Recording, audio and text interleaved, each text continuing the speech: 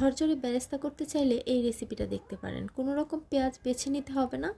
বাজারে যে নতুন পেঁয়াজগুলো এসেছে সেগুলো দিয়েই আজকের এই ঝরঝরে পেঁয়াজ বেরেস্তাগুলো আমি করে নিয়েছি।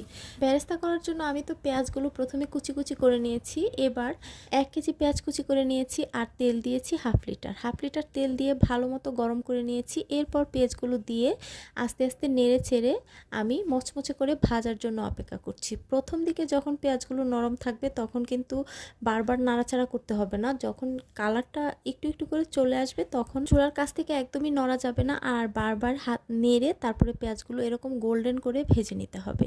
আর যখন দেখতে পারবেন কিছুটা গোল্ডেন হয়ে গেছে তখন চুলা বন্ধ করে দিতে হবে আর 2-1 মিনিট তেলের মধ্যে এভাবে রেখে তারপরে এরকম একটা ছাঁকনির মধ্যে আমি তেল সহ পেঁয়াজ বেরেস্তাগুলো ঢেলে দিয়েছি আর তেলটা নিচে ঝরে গিয়েছে আর বেরেস্তাগুলো উপরে সামান্য একটু চিনি মিশিয়ে নিব আর একটা কাচের ঝাড়ে ভরে ফ্রিজে রেখে দিব।